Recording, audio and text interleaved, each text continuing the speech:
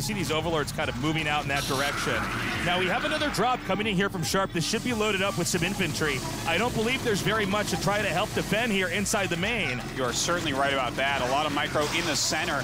He is sending some units back, of course, as he must. Oh my God! Oh, keeping that vessel alive is so crucial right now. It's Terran versus Zerg in the heart of South Korea, as local rivals Seoul-Ki and Sharp went head-to-head in the best-of-7 Korea Starcraft League Season 2 finals.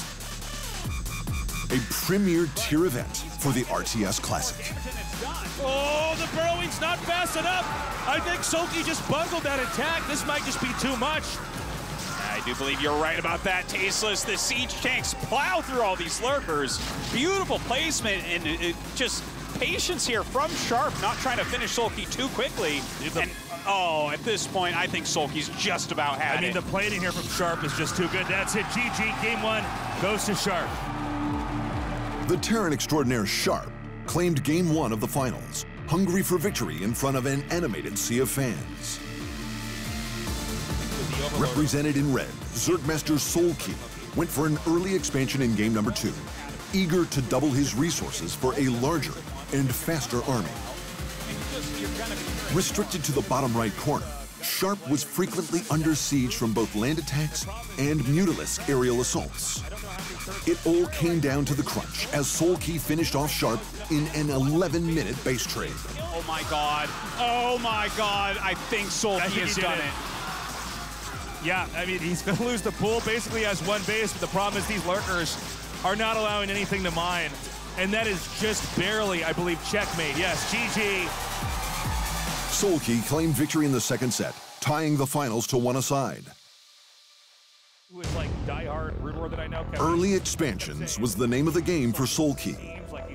Pulling out the early Zerglings not only to defend his own base, but to launch a counterattack for a 7-minute victory in Game number 3.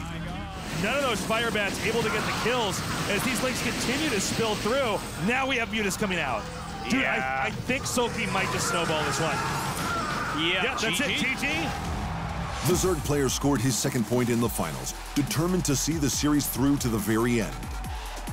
Building a wall to block off the incoming Zergling threat in Game 4, Sharp rallied as many Marines as possible to help control Seoul-Ki's early aggression.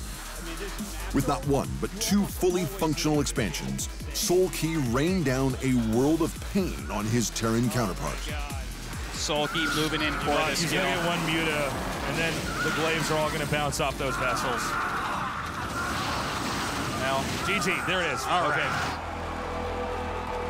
Sitting at match point, Seoul-Ki had plans to finish off Sharp on Game 5's Circuit Breaker map.